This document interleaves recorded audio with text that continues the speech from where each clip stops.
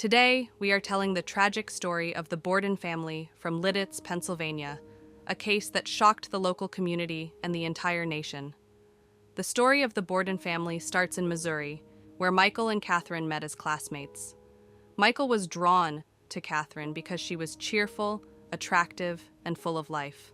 He worked hard to get her attention by helping with homework and inviting her for walks.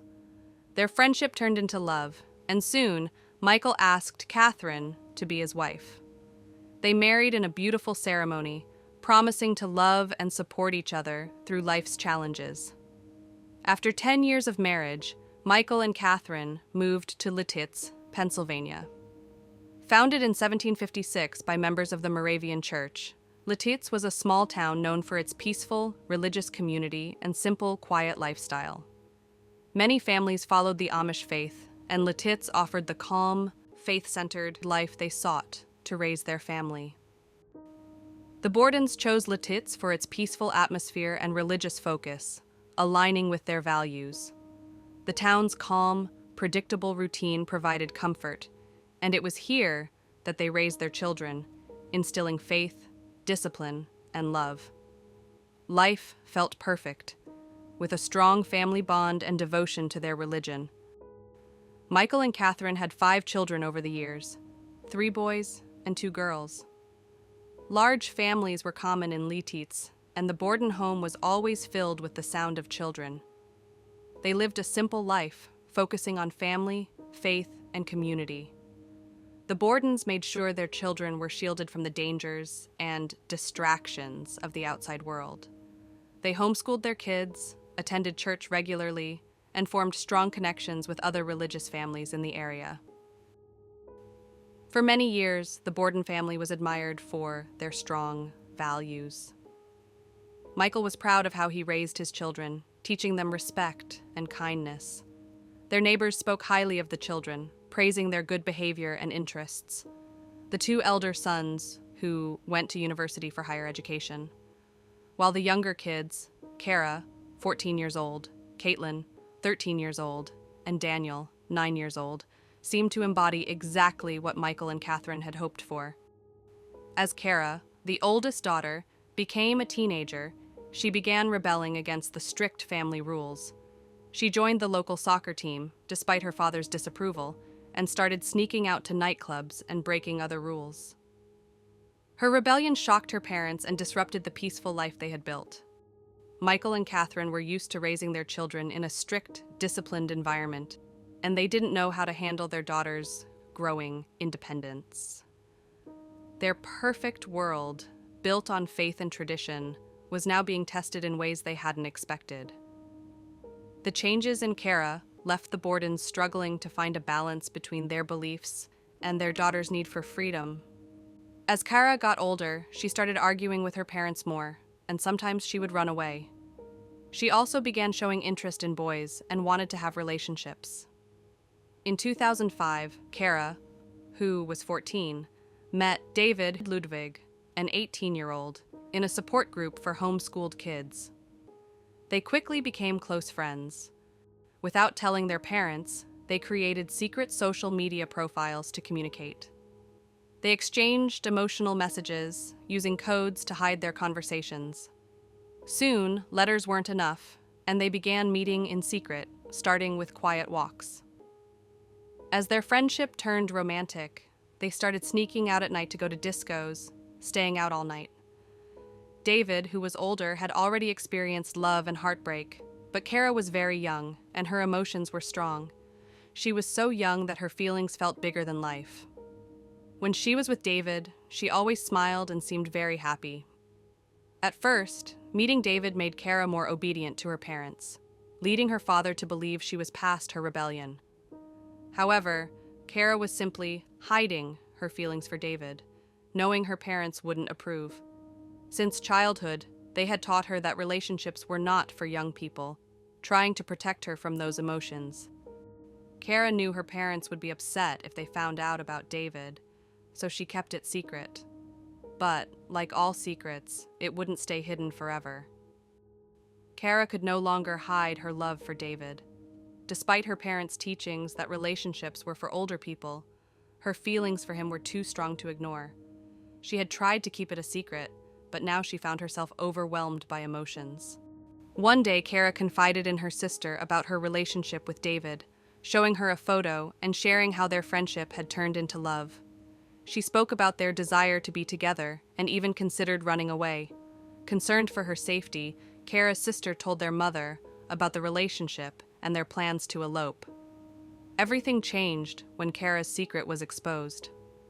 After spending the night with David, she sneaked back into her room through the window, but was greeted by her mother, sitting on the bed, waiting. The tense silence made Kara realize her parents knew everything. After breakfast, Kara's parents told her she could no longer see David. They were shocked and upset, always trying to protect their children from harmful influences. Her father was furious and disappointed, grounding her and ordering her to stay in her room for the night. Kara had spent the night at David's house and was dropped off at 5:30 a.m. They agreed she would text him once safely inside, but when he didn't receive the message, he called and texted. An hour later, Kara explained she had been caught and asked him to come so her parents could speak to him. David arrived at the house, and Kara's father angrily told him he was forbidden from seeing his daughter again. The Borden's conservative values clashed with the relationship, and Michael warned David that if he was caught with Kara again, he would report him to the police for involving a minor. The conversation was emotional and unresolved. Kara was locked in her room, heartbroken, while David left, devastated. Their love was over, and they had to accept that their relationship had no future due to the consequences of their secret being exposed. David drove away, crying for the first time, feeling misunderstood. Both he and Kara struggled with the separation, so they pretended to break up to please her father while secretly continuing their relationship.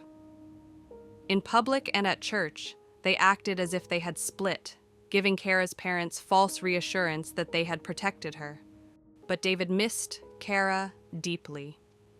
In the evening, he would read Shakespeare, dreaming of singing her openly, just like Romeo. However, just like the story of Romeo and Juliet, the lovers couldn't get their families to accept their relationship. David took matters into his own hands. He called Kara's house to arrange a meeting with her father, Michael, to discuss their plans to marry. On November 13th, 2005, David arrived at the Borden house to speak with Michael. He told him how much he loved Kara, that their relationship was ongoing, and that they wanted to get married. Michael rejected the idea, saying it would never happen. David, angered by this, pulled out a handgun and shot Michael in the back as he was walking to the front door.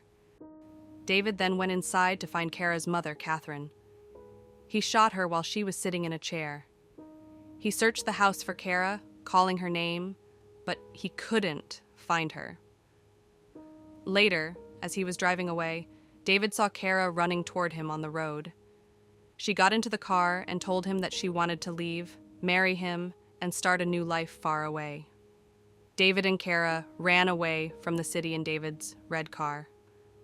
Kara was missing for 24 hours after her parents, Michael and Catherine Borden, were found dead. The police checked the surveillance footage and saw that Kara had left with David willingly, so the abduction charges against him were dropped. Alerts were sent out across the East Coast as police in Pennsylvania and Indiana started looking for the couple, who were believed to be heading west in a red Volkswagen Jetta. On Monday morning, police received a tip about a car matching the description near a truck stop outside Fort Wayne. By the time they arrived, the car was gone. Later, state police spotted it on Interstate 70 in Belleville. David led them on a high-speed chase, reaching 90 to 95 miles per hour and causing accidents. Trooper Alex, involved in the chase, described it as reckless and like something from an action movie. The runaway couple's story became major news, with footage of their capture airing on stations. It was revealed that David and Kara had planned to run away, marry, and start fresh. The district attorney announced that the abduction charges against David would be dropped, but he would still face charges for the murders of Michael and Catherine. After the murders, David and Kara spent about 28 hours on the run before they were captured in Indiana. Kara Borden was not charged with any crime. David Ludwig was arrested and held without bail on charges of murder and abduction. He was caught on November 14, 2005, after a high-speed chase ended with his car crashing into a tree. He was charged with killing Michael and Catherine Borden after a long argument. David Ludwig was sent back to Pennsylvania on November 16th after agreeing to it. He confessed to killing Michael and Catherine, saying he meant to shoot them if they tried to stop him. When police searched his car, they didn't find any weapons. But when they went to his house, they found 54 firearms. These guns belonged to David's father, who was a hunter and had taught David how to use them. Police also found an 18-minute video on David's laptop where he was planning to break into another family's home with weapons. He was seen bringing guns into the house. However, they later decided to cancel the plan because there were too many cars outside. David later filed court papers claiming that surveillance footage from stores would prove Kara wasn't abducted. Even though David argued that Kara left with him willingly, the police said she was a victim. A Pennsylvania judge decided David would be held without bail. He didn't have a lawyer during his first court hearing. A preliminary hearing was set for November 23, 2005. The trial was short. Kara's 13-year-old sister, Caitlin, told investigators that David shot their father after arguing with him for about an hour. Caitlin ran to the bathroom where she heard another shot, which was likely when their mother was killed. After the shootings, David ran through the house calling for Kara. According to court papers, their 9-year-old son ran to a neighbor's house to call 911. In June 2006, David Ludwig made a plea deal with the district attorney, who had wanted the death penalty. David pled guilty to 2 counts of first-degree murder and other charges. He was given 2 life sentences, each lasting 9.5 to 19 years, and was also ordered to pay $125,000 in restitution. Since 2006, Kara Borden has been under the care of her relatives and church members. She has a lawyer, and statements were released about her case on November 22, 2005. The court dropped the abduction charge against David Ludwig, saying that Kara left with him willingly. David's lawyer said Kara went with David willingly, and surveillance footage showed she had opportunities to escape. Kara admitted she ran after him because she wanted to marry him. The district attorney decided not to charge Kara, seeing her as a victim, based on her actions and the evidence from texts, emails, and blogs. At a memorial service at Lancaster Bible College, Kara, with her siblings, mourned her parents' deaths. The Borden family's neighbors showed respect by tying white ribbons on their mailboxes in the Warwick Township in memory of Michael and Catherine. This loss left 5 children without the love and guidance of their parents. George Landis, an elder from Monterey Chapel, said that the reason behind such a loss is known only to God, but that Michael and Catherine are in a better place. Vera Zimmerman, who had known the Borden family and David's mother for 7 years, said that the children were raised well, but a mistake in judgment led to this tragedy. Friends and neighbors remembered Kara as a happy, friendly young girl who loved babysitting and playing soccer. Kevin Eschleman, the executive pastor at Ayada Community Church, said Kara regularly took part in youth group activities. But Zimmerman also noted there were tensions between Kara and her parents, especially about Kara's interest in boys. Samuel P. Lohr, a friend of David, told the authorities that Kara and David had a secret relationship, including flirting and inappropriate images. Court documents said that Kara's parents had disconnected her internet to stop the relationship, showing their disapproval. The quiet town of Lititz was shocked, and the news quickly spread, especially among those involved in homeschooling. Friends of the family couldn't understand how these sheltered children could be involved in such a serious situation. Though Kara and David weren't officially a couple due to their parents' disapproval, 16-year-old neighbor Stephanie Mannon said they acted like one. David Ludwig, now 37 years old, is serving 2 life sentences for the murder of Michael and Catherine Borden in November 2005. At the time, David was 18 and a half, and he killed the Bordens after they told him he could no longer see their 14-year-old daughter, Kara. After the murders, Kara ran away with David, and they ended up in Indiana. She was later reunited with her family in Pennsylvania.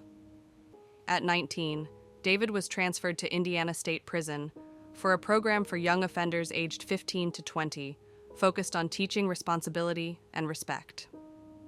Later, David filed a petition for a reduced sentence based on a 2012 U.S. Supreme Court ruling declaring life sentences for juveniles unconstitutional. However, the Pennsylvania Supreme Court rejected his request, agreeing with a local judge that David was not a juvenile at the time of the crime. As for Kara Borden, she hasn't been arrested, but it's still unclear what role she played in the tragic events. Police now consider her a victim, but some people believe she may have been more involved. Kara was only 14 years old, and after the murders, she was said to be deeply upset by what had happened. Lancaster County Police Chief Richard F. Glay Jr. said, "She's 14 years old and she's devastated." The loss of Michael and Catherine shocked the community. Neighbors remembered them as kind and caring people. One neighbor said, "We'll miss them terribly. It's complete madness."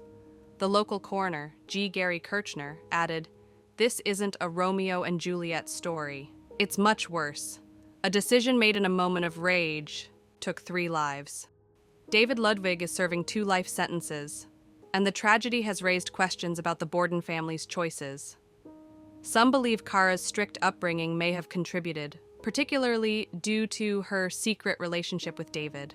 The community wonders if they missed signs or if the family's faith made them overly trusting. Sadly, this tragedy shows that violence only leads to more violence.